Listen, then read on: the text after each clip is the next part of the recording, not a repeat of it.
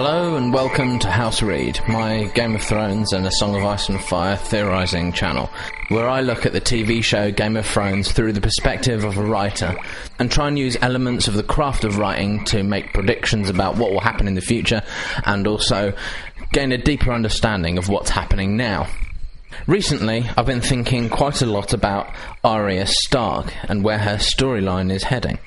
And I think in order to understand Arya's storyline, we first have to look at the storyline of Stannis Baratheon. Stannis Baratheon's storyline was one of an internal conflict. The classic way to write this form of storyline is you give the character two identities to take hold of, and you have them fluctuate between these two identities, and eventually they come to choose one. This is a very common story structure in Game of Thrones, as George R.R. Martin has said himself that conflict is most interesting to him when it takes place inside of a character's own mind.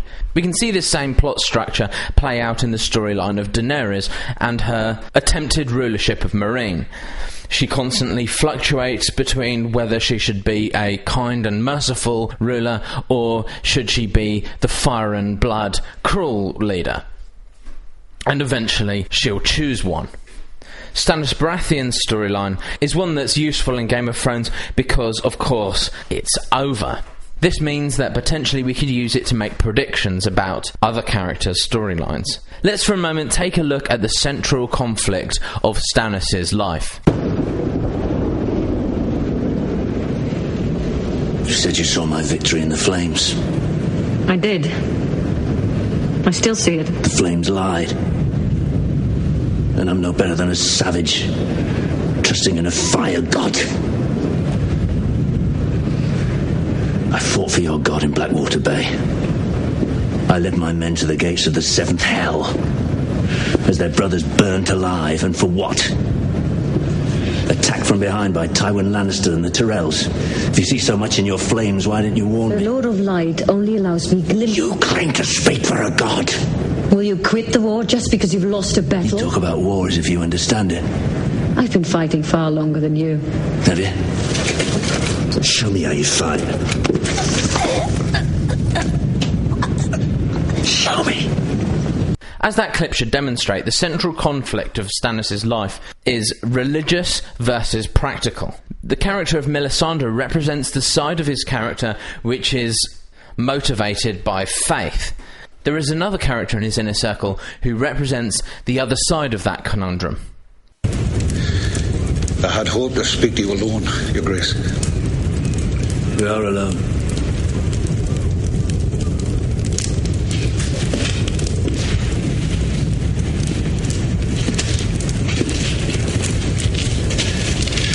Your Grace, you are the rightful king. Not only by blood. You're an honourable man, a just man. And there is still a war to fight. I am fighting. By burning prisoners alive. How would you punish the infidels, the devils? I do not judge people for the gods they worship. If I did, I'd have thrown you in the sea before you ever set foot on Dragonstone. I'm not your enemy. You are my enemy. Was it me you fought on Blackwater Bay? Did I set your ships ablaze? I wasn't there when the wildfire killed our men by the thousands. I could have saved those men. You would have taken the city, Stannis would now sit upon his rightful throne, and you would stand beside him.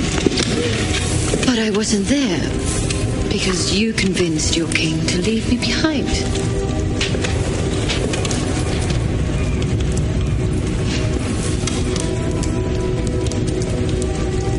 Do you hear them screaming? All those burning men in the water, crying for their mothers, for their gods, for help, until the moment the Blackwater swallowed them.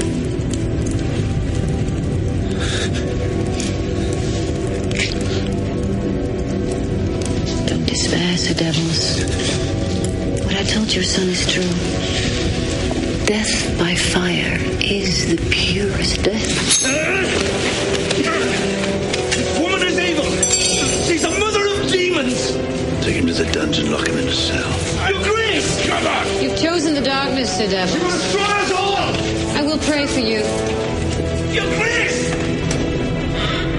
So Stannis Baratheon is stuck between, on the one hand, faith in the form of Melisandre and practicality as represented by Davos Seaworth. He fluctuates between these two perspectives and then in the end makes a final commitment to one of them by burning his daughter Shireen. This final action ends his story and in the end results in the end of his life also. So in what way is Stannis' story comparable to Arya's? Arya's had quite a complex upbringing.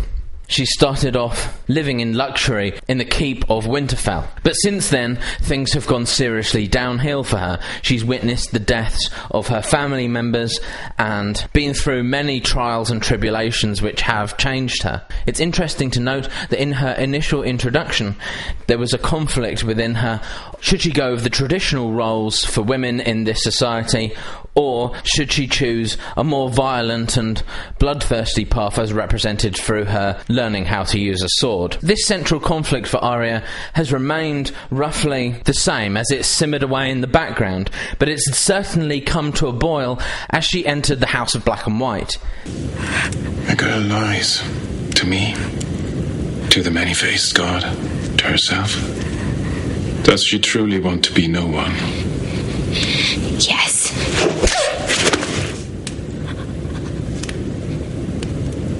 I'm not playing this stupid game anymore! We never stop playing.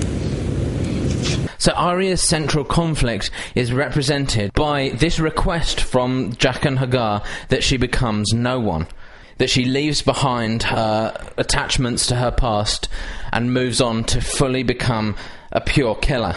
However, in the scene where she hides the sword needle in some rocks, it demonstrates that she's not really willing to give up her past and her connections to her family.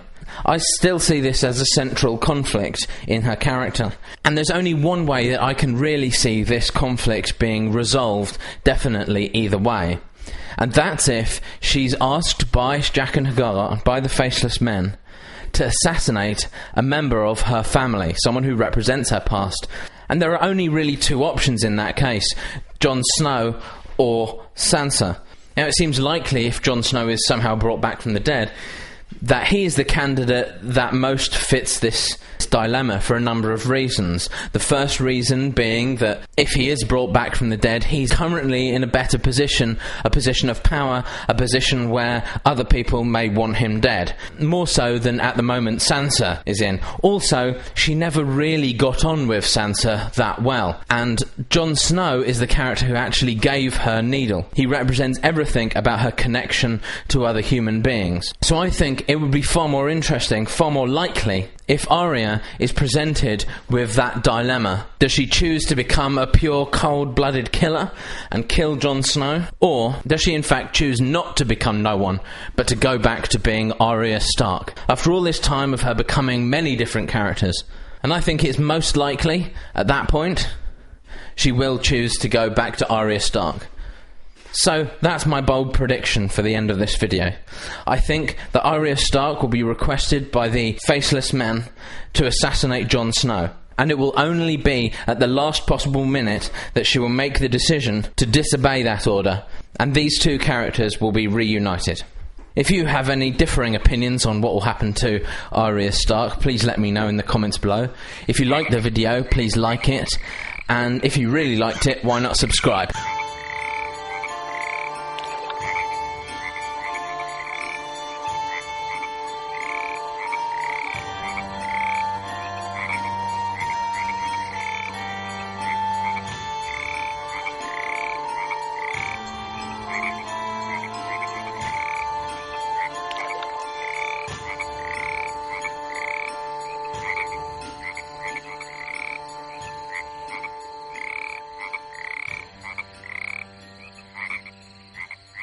What?